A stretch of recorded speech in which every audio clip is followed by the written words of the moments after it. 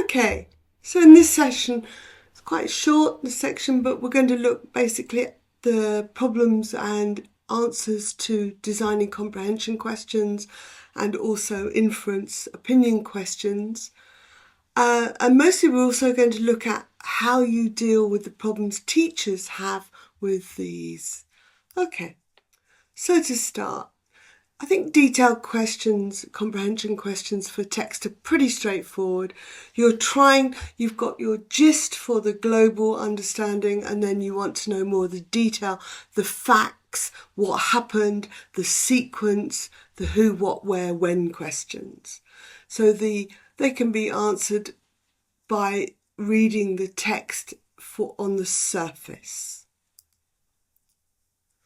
So when we all create comprehension questions, but have you ever thought about your criteria for them?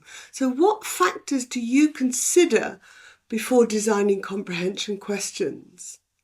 And the reason to consider this is that you need to be able to respond when you see some badly written ones, which if you observe lessons and read lesson plans, you will.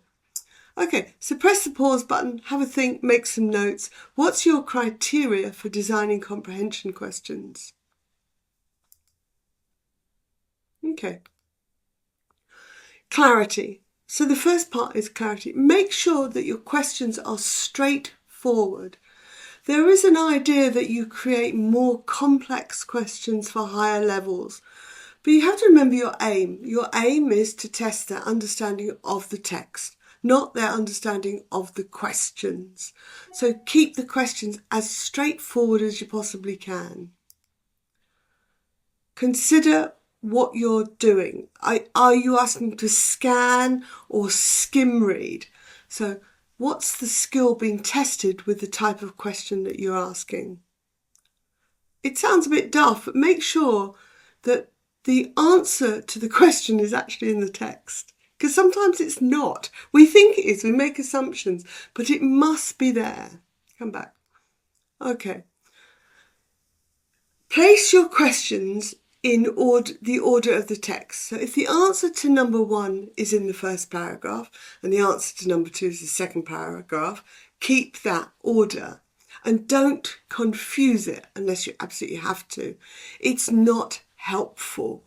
So keep the sequence to the sequence of the text, and so the questions refer to the text in order.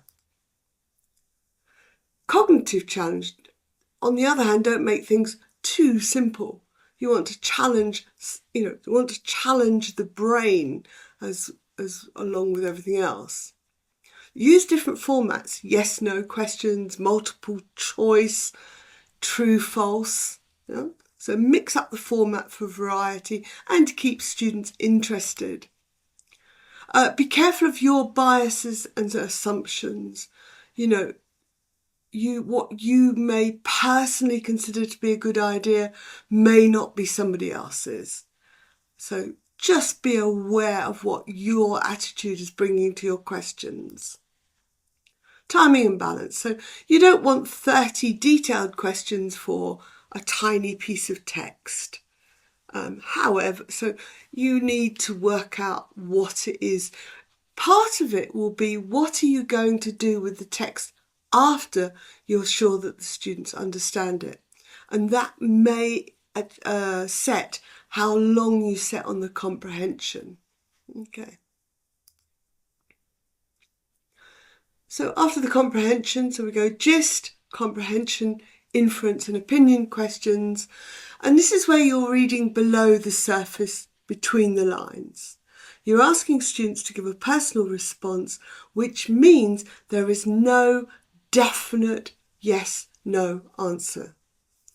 Interestingly, you often realise, at higher levels particularly, how much the students haven't understood when they get to this point. So higher level students seem to be able to deal with comprehension questions, but the inference and opinion questions really challenge them. They're a very valuable thing for higher levels to know what's going on. Okay, train the trainer. So you're reading a lesson plan. And on the lesson plan, you see the following. Gist 1, Gist 2, and a detailed task. So the task is, what would your response be to the teacher and how could you improve these questions? So essentially, what's wrong and how can you make it right? This is the first of 2 slides with tasks on it.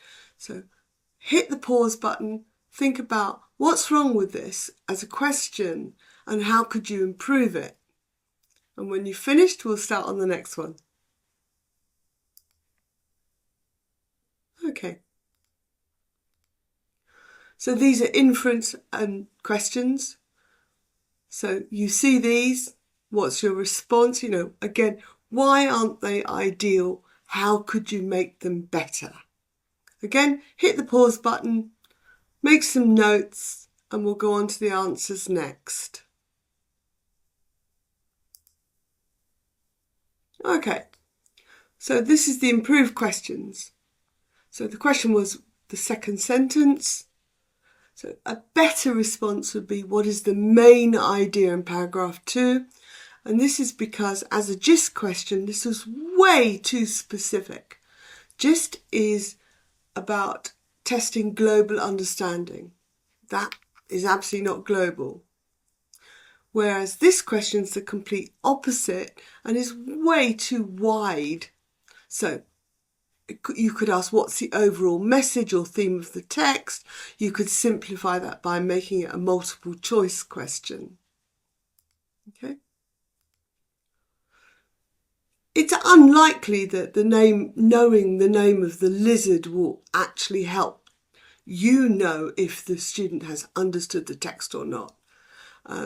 It's possible, I suppose, depending on the construction of the text, but it's highly unlikely.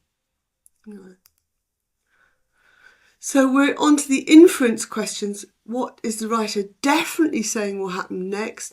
Inference questions are based on opinion, so they can't be definite. So what do you think might happen next? And justify your opinion is a much more useful way of saying that. Again, you can't explain exactly what someone else was thinking. You're asking them to give an opinion on what was said or thought. So what might the character been feeling when they made the decision? So be aware that teachers writing comprehension questions are often unaware of what they're actually testing. So you can get some quite odd questions. So to sum up, where are you going? So understand the sequence of asking the questions, global, detailed, personal, inference. You can ask more than one question at each time and sequence them. Okay, and check the person who writes the plan knows the purpose of what they're doing.